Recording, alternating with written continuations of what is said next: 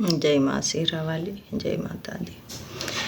कहाँ से आवेली शीतल मैया वह रूजे काली मैया हो। हे मैया कहाँ से आवे भैरो भैया लवंग के गछिया तोड़ लैने हो।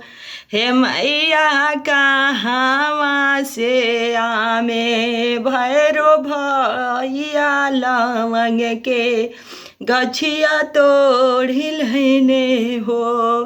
पूर्व से आवेली शीतल मैया पछी माँ से काली मैया पश्चिम से काली मैया हो। हे मैया उतरे से आमे भैरो भैया लवंग के गछिया तोड़ी लैने हो।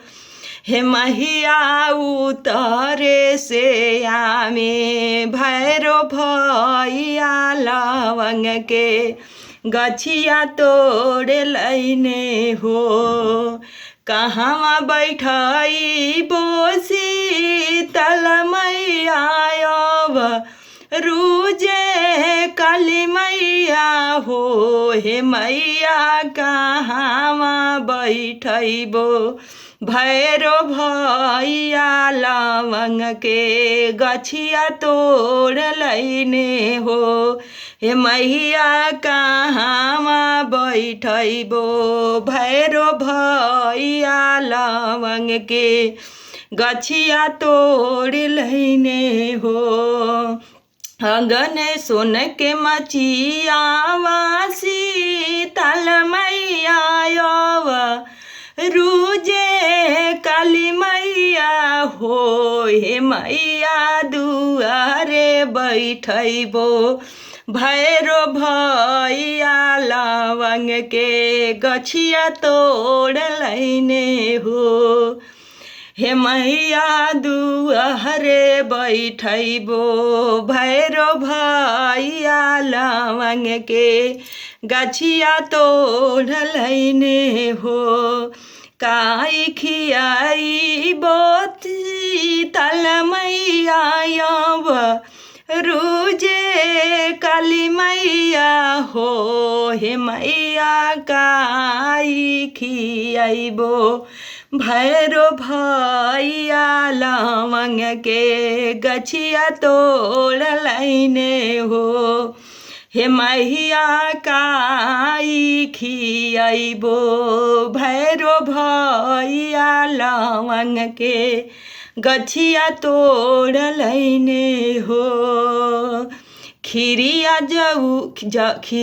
जे पूड़िया शीतल मई के रोजे काली मई के हो। हे मैया लड्डू जे खोआ भैरो भैया लवंग के गछिया तोड़ लैने हो। हे मैया हो लड्डू जे खोआ भैरो भैया लवंग के गछिया तोड़ लैने हो। ससुरा में दीहा मैं तो गोदी के लालनवा नैहर में भाई से भतीजवा हो। हे मैया सुगा जुगा जिए इही सेवा खवा भजनिया तुहर गावत रहे हो। हे मैया जुगा जुगा जिए ई सेवा खवा भजनिया तुहरे गावत रहे हो। कहाँ से आवेली शीतल मैया रोजे सतो मैया रोजे काली मैया हो। हे मैया के निहियों से आवे भैरो भैया लवंग के गछिया तोड़ल ने हो। हे मैया हो कहाँ से आवे भैरो भैया लवंग के गछिया तोड़ल ने हो। पूर्व से आवेली शीतल मैया यव रुजे नव मैया हो। हे सखी हो उतहरे से आवे भैरो भैया लवंग के गछिया तोड़ल ने हो। हे सखी हे मैया हो ना उतहरे से आवे भैरो भैया लवंग के गछिया तोड़ल ने हो। जय माता जी। जो हमारा भजन पसंद आए तो एक लाइक कीजिए।